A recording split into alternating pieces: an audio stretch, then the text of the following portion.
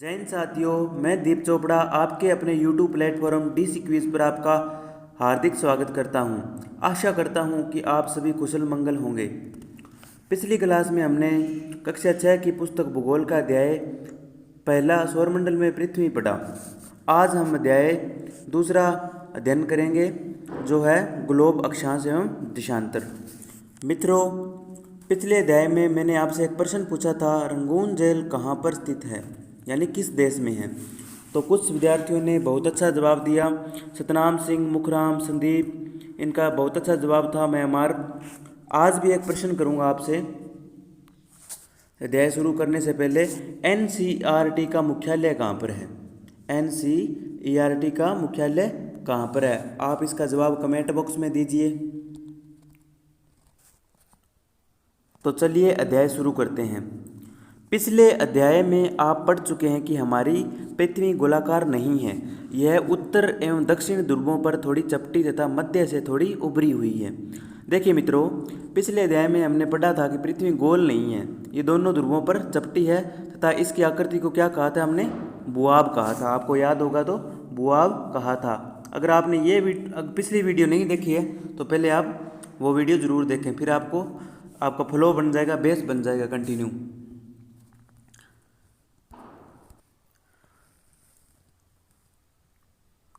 क्या आप कल्पना कर सकते हैं कि यह कैसी दिखती है?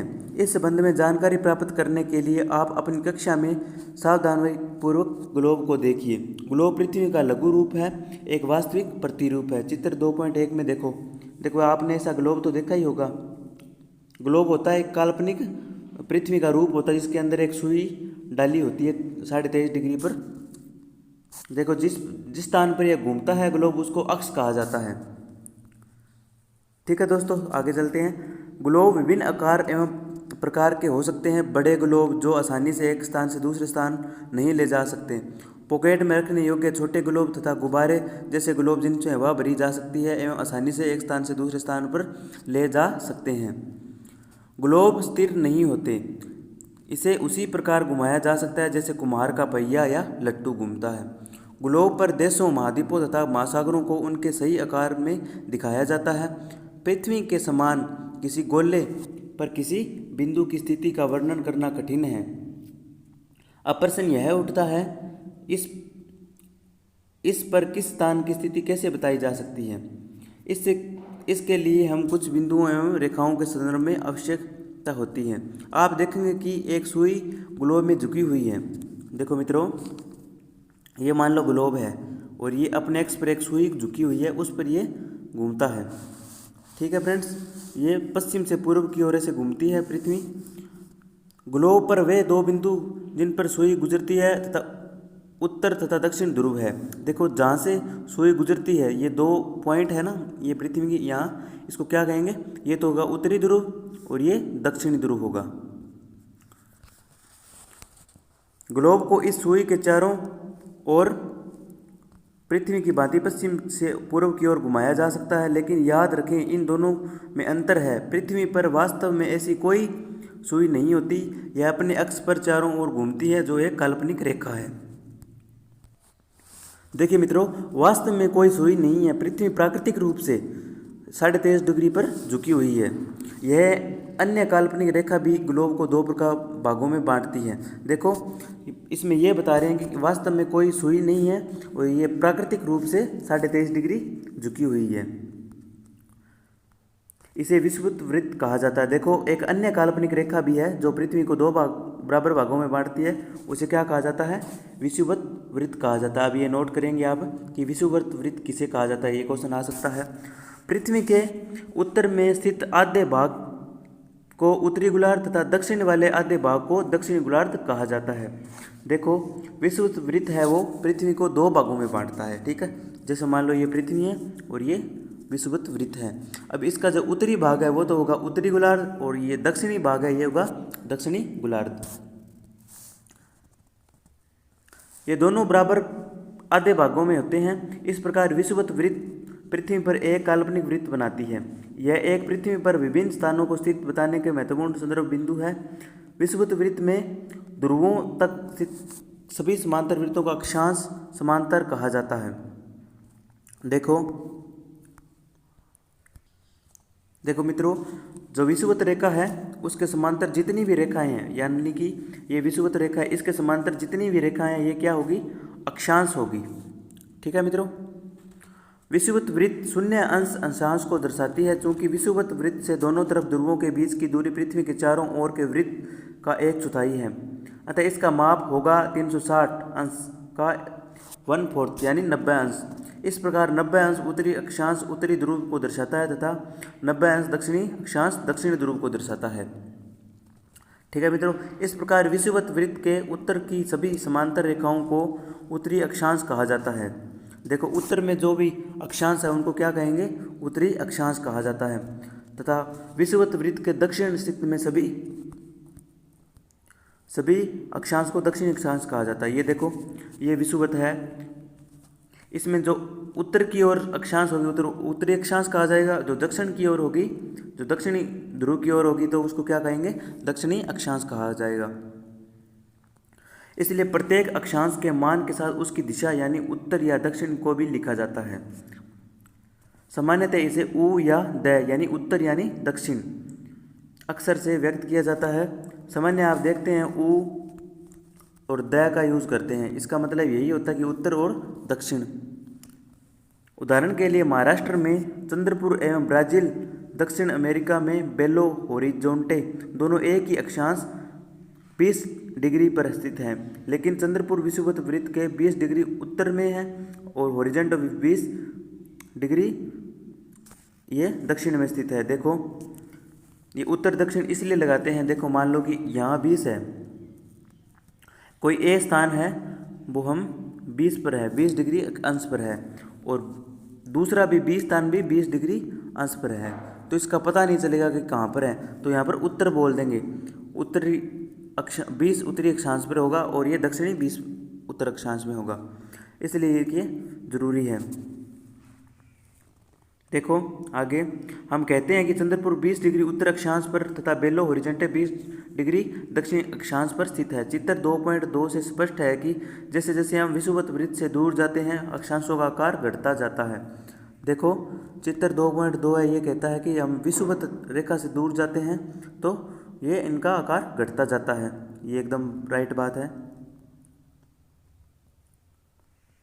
अब देखो महत्वपूर्ण अक्षांश समांतर रखे हैं, देखते हैं। विषुवत वृत्त 0 डिग्री, देखो विषुवत वृत्त है वो 0 डिग्री होता है, उत्तरी ध्रुव जो 90 डिग्री होता है तथा दक्षिणी ध्रुव 90 डिग्री दक्षिण के अतिरिक्त 4 महत्वपूर्ण अक्षांश रेखाएं और भी है। देखो ये रेखाएं हैं ना जो उत्तरी और दक्षिणी ध्रुव, इनके अलावा 4 और भी हैं, वो हम देखते हैं। उत्तरी गोलार्ध में कर्क रेखा 23.5 डिग्री उत्तर, देखो कर्क रेखा 23.5 डिग्री उत्तर में स्थित है, और दक्षिणी गोलार्ध में मकर रेखा कहाँ पर स्थित है, 23.5 डिग्री दक्षिण में। तो इनमें कंफ्यूज नहीं होना है। देखो उत्तर में जो 23.5 डिग्री है वो तो है कर्क रेखा, ठीक है दोस्तों, और दक्षिण में 23.5 डिग्री है वो क्या हो जाएगी, मकर रेखा। विषुवत वृत्त के 66.5 डिग्री उत्तर में, देखो 66.5 डिग्री यहाँ आएगा, उत्तर में क्या होगा फ्रेंड्स, उत्तर ध्रुव वृत्त कहा जाएगा उसको, और विषुवत रेखा के 66.5 डिग्री दक्षिण में उसको दक्षिणी ध्रुव कहा जाएगा। अब ये यहाँ पर एक छोटा सा क्रियाकलाप है। देखो कोई भी दीवार पर हम सीधी टॉर्च का प्रकाश डालेंगे तो उसमें एक स्थान कम गिरेगा लेकिन रोशनी ज़्यादा होगी, लेकिन उसको दीवार या कोई तिरछी स्थान पर डालेंगे प्रकाश तो स्थान ज़्यादा गिरेगा लेकिन प्रकाश की जो पावर है वो कम होगी।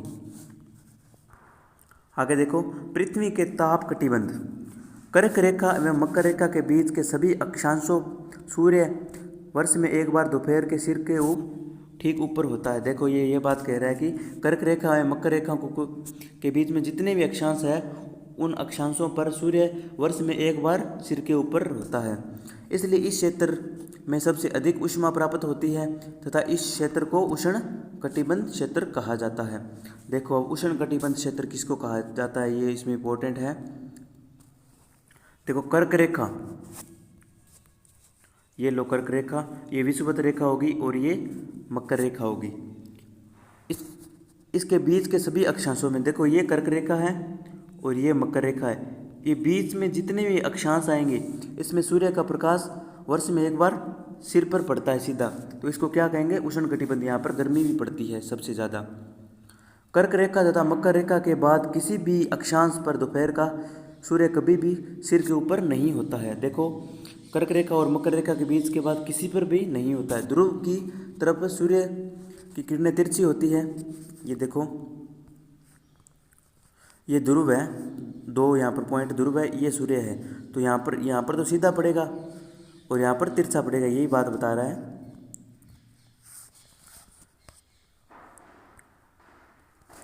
ध्रुव की तरफ सूर्य की किरणें तिरछी होती है।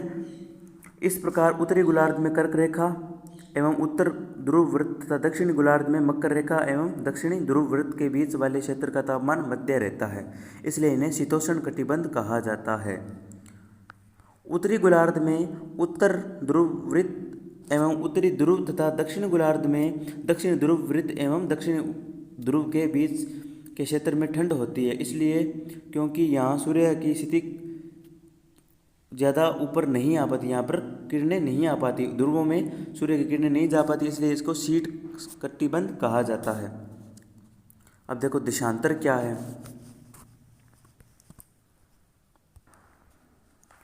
किसी स्थान की स्थिति को बताने के लिए उस स्थान के अक्षांश के अतिरिक्त कुछ और जानकारियों की आवश्यकता होती है।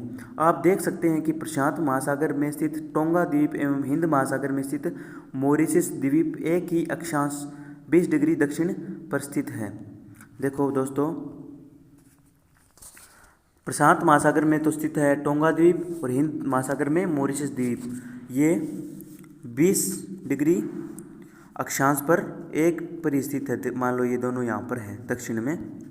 अब इनकी दूरी तो अलग अलग है, इनकी स्थिति का पता कैसे लगाएंगे, उसके लिए हमको क्या चाहिए, देशांतर भी चाहिए, देशांतर होना जरूरी है। आगे पढ़ेंगे। देखो, उत्तर ध्रुव को दक्षिण ध्रुव से जोड़ने वाली संदर्भ रेखा से पूर्व या पश्चिम की ओर इन स्थानों की दूरी कितनी है। इन संदर्भ रेखाओं को देशांतरीय यामोंतर कहते हैं तथा उनके बीच की दूरी को देशांतर के अंशों में मापा जाता है। प्रत्येक अंश को मिनट में तथा कुछ मिनट को सेकंड में विभाजित किया जाता है। ये अर्धवृत्त है तथा उनके बीच की दूरी ध्रुवों के तरफ बढ़ने पर घटती जाती है एवं ध्रुवों पर शून्य हो जाती है, जहाँ सभी देशांतरीय यामोंतर आपस में मिलती हैं। देखो, सभी देशांतर रेखाएं हैं वो ध्रुवों पर मिल जाती हैं। अक्षांश रेखाओं से भिन्न सभी देशांतरीय यामोंतर की लंबाई समान होती है, इसलिए इन्हें सिर्फ मुख्य संख्याओं में व्यक्त करना कठिन था। तब सभी देशों ने निश्चित किया कि ग्रीनविच, जहाँ ब्रिटिश राजकीय वेधशाला स्थित है, देखो ग्रीनविच इंग्लैंड में है, जहाँ पर क्या है, ब्रिटिश राजकीय वेधशाला स्थित है। ये भी इंपॉर्टेंट क्वेश्चन है। ये से गुजरने वाले यामोंतर से पूर्व और पश्चिम की ओर गिनती शुरू की जाए। देखो, इंग्लैंड से गिनती शुरू की गई कहाँ, पश्चिम से पूर्व की ओर, ये यामोंतर मानो गिनती शुरू की जाए। इस यामोंतर को प्रमुख यामोंतर कहा जाता है, जिसका मान 0 डिग्री देशांतर है तथा यहाँ से हम 180 डिग्री या 180 डिग्री पश्चिम तक गणना करते हैं। प्रमुख यामोंतर तथा 180 यामोंतर मिलकर पृथ्वी को दो समान भागों में पूर्वी गोलार्ध तथा पश्चिम गोलार्ध में विभक्त करती है। इसलिए किसी स्थान के देशांतर के आगे पूर्व के लिए पू तथा पश्चिम के लिए अक्षर प का उपयोग किया जाता है। यह जानना रोचक होगा, 180 डिग्री पूर्व और 180 डिग्री पश्चिम यामोंतर एक ही रेखा पर स्थित हैं। अब ग्लोब पर अक्षांश समांतर रेखाओं एवं देशांतरीय यामोंतर के बीच बनी ग्रिड को देखो। ये देख लो, ग्रिड बोलते हैं बॉक्स को।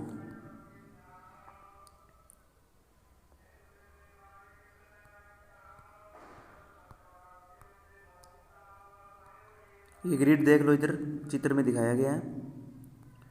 अगर आपको किस स्थान के अक्षांश एवं देशांतर की सही जानकारी हो तो ग्लोब पर आप उस स्थान का पता आसानी से लगा सकते हैं। उदाहरण के लिए असम में धुबरी 26 डिग्री उत्तरी अक्षांश एवं 90 डिग्री पूर्व देशांतर पर स्थित है। अब हम उस बिंदु को देखें जहां ये दोनों रेखाएं एक दूसरे को काटती हैं। देखो अक्षांश और देशांतर को मिलाकर, ये देखो अक्षांश और देशांतर को मिलाकर जहाँ ये दूरी आपस में काटेगी वही उस स्थान की सही स्थिति होगी। यह बिंदु दूसरी की सही स्थिति होगी। इसको समझने के लिए कागज पर समान दूरी, ये थोड़ा क्रियाकलाप आप खुद कर लेना पढ़कर, इस तरह बनेगा।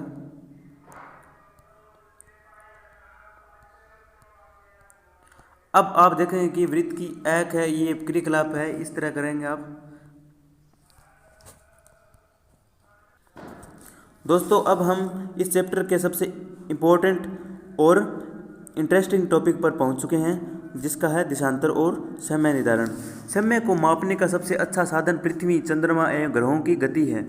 सूर्योदय एवं सूर्यास्त प्रतिदिन होता है, अतः स्वाभाविक ही है कि यह पूरे विश्व में समय निर्धारण का सबसे अच्छा साधन है।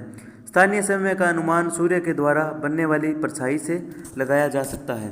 देखो पहले परछाई से ही समय का निर्धारण किया जाता था, लेकिन अब नहीं है, बड़े बड़े गैजेट बना दिए गए हैं। अनुमान लगाया जा सकता है जो दोपहर में सबसे छोटी एवं सूर्योदय तथा सूर्योदय के साथ सबसे लंबी होती है। ग्रीनविच पर स्थित प्रमुख यामोत्तर पर सूर्य की जिस समय आकाश के सबसे ऊंचे बिंदु पर होगा, उस समय यामोत्तर पर स्थित सभी स्थानों में दोपहर होगी। चूंकि पृथ्वी पश्चिम से पूर्व की ओर चक्कर लगाती है। अब ये आपको इम्पोर्टेंट बात है, नोट करके आपको याद रहनी चाहिए कि पृथ्वी कहाँ से कहाँ की ओर चक्कर लगाती है अपने एक्स पर, तो पश्चिम से पूर्व की ओर चक्कर लगाती है पृथ्वी। अतः वे स्थान जो ग्रीनविच के पूर्व में हैं उनका समय ग्रीनविच समय से आगे होगा, तथा जो पश्चिम में है उनका समय पीछे होगा। समय के अंतर की दर की गणना निम्नलिखित विधि से की जा सकती है। देखो समय कैसे नापते हैं। पृथ्वी लगभग 24 घंटे में अपना अक्ष 360 पर घूम जाती है, अर्थात वह 1 घंटे में 15 डिग्री एवं 4 मिनट में 1 डिग्री घूमती है। इस प्रकार जब हम ग्रीनविच में दोपहर के 12 बजते हैं, तब ग्रीनविच से 15 डिग्री पूर्व में समय होगा 15 गुणा 4 यानी 60 मिनट, अर्थात ग्रीनविच के समय से 1 घंटा आगे। वहाँ दोपहर का 1 बजा होगा। ग्रीनविच से 15 पश्चिम का समय ग्रीनविच से 1 घंटा पीछे होगा, वहाँ सुबह के 11 बजे होंगे। इस प्रकार जब ग्रीनविच दोपहर के 12 बजे होंगे, उस समय 180 पर मध्य रात्रि होगी, 180 डिग्री पर मध्य रात्रि होगी। किसी भी स्थान पर समय सूर्य, देखो मित्रों, किसी भी स्थान पर जब सूर्य आकाश में अपने उच्चतम बिंदु पर होता है दोपहर में, उस समय घड़ी में दिन के 12 बजते हैं। इस प्रकार घड़ी के द्वारा दिखाया गया उस स्थान का स्थानीय समय होगा। आप देख सकते हैं कि देशांतरीय यामोत्तर पर सभी स्थानों का स्थानीय समय समान है। हम मानक समय क्यों मानते हैं? देखो हर देश का अलग अलग मानक समय है। अलग अलग यामोत्तर पर स्थित स्थानों के स्थानीय समय में अंतर होता है। उदाहरण के लिए बहुत से देशों से होकर गुजरने वाली रेलगाड़ियाँ के लिए समय सारणी तैयार करना कठिन होता है। भारत में गुजरात के द्वारका तथा असम के डिब्रूगढ़ के स्थान समय लगभग 1 घंटा 45 मिनट का अंतर होगा। इसलिए यह आवश्यक है कि देश के मध्य भाग से होकर गुजरने वाले किसी भी यामोत्तर के स्थानीय समय को देश का मानक समय माना जाए। इस यामोत्तर रेखा के स्थानीय समय को पूरे देश का मानक समय माना जाता है। भारत में 22.5 डिग्री पूर्वी को मानक यामोत्तर माना जाता है। इस यामोत्तर के स्थानीय समय को पूरे देश के मानक समय माना जाता है। इसे भारतीय मानक समय के नाम से भी जाना जाता है। 22.5 डिग्री पूर्व को भारतीय मानक समय के नाम से जाना जाता है। कबीर भोपाल के निकट एक छोटे से नगर में रहता है। वह अपने मित्र आलोक से कहता है कि वह लोग आज रात्रि में नहीं सो पाएंगे। भारत एवं इंग्लैंड के बीच एक क्रिकेट मैच लंदन में 2 बजे अपराह्न में शुरू होगा, अर्थात भारत के समय अनुसार मैच कब होगा? अब आगे कर लो, इंग्लैंड से 5.5 घंटा 7:30 बजे शुरू होगा। देखो 2 में 5.5 घंटा ऐड कर दो तो कब होगा? 7:30 बजे शुरू होगा तथा देर रात्रि में समाप्त होगा। क्या आप जानते हैं कि भारत एवं इंग्लैंड के बीच समय का क्या अंतर है? तो क्या हो जाएगा? 5.5 घंटा हो जाएगा। भारत में ग्रीनविच के पूर्व 22.5 डिग्री में स्थित है तथा भारत ग्रीनविच के पूर्व 22.5 डिग्री पूर्व में स्थित है तथा यहाँ का समय ग्रीनविच समय से 5.5 घंटा मिनट आगे है। इसलिए जब लंदन में दोपहर के 2 बजे होंगे तब भारत में शाम के 7:30 बजे होंगे। ये मैंने आपको पीछे बता दिया कि 5.5 घंटे आगे हैं, तो 2 में ऐड कर दो 5.5 घंटे, 7:30 शाम के 7:30 हो जाएंगे। कुछ देशों का देशांतरीय विस्तार अधिक होता है जिसके कारण वहाँ एक से अधिक मानक समय अपनाए गए हैं। उदाहरण के लिए रूस में 11 मानक समय को मनाया गया है। देखो रूस है, उसमें 11 मानक समय अपनाए जाते हैं। पृथ्वी के एक घंटे वाले 24 समय क्षेत्रों को बांटा गया है। इस प्रकार प्रत्येक समय क्षेत्र 15 डिग्री देशांतर तक के क्षेत्र को घेरता है। देखो पृथ्वी का आकार क्या है, तो भूआकार है, भूआकार। ग्लोब क्या है, ये कर्क रेखा का अक्षांशीय मान क्या है, ये 23.5 डिग्री हो जाएगा। और उत्तर है दक्षिण है, ये आप कमेंट बॉक्स में बताओगे। देखो कर्क रेखा का अक्षांशीय मान अक्षांश की ओर 23.5 डिग्री उत्तर हो जाएगा। ठीक है। पृथ्वी के 3 ताप कटिबंध कौन कौन से है, ये भी आप कमेंट बॉक्स में बताओगे। अक्षांश एवं देशांतर को ये इसमें अक्षांश एवं देशांतर रेखाएं क्या है, ये भी बताओगे। ठीक है फ्रेंड्स, धन्यवाद।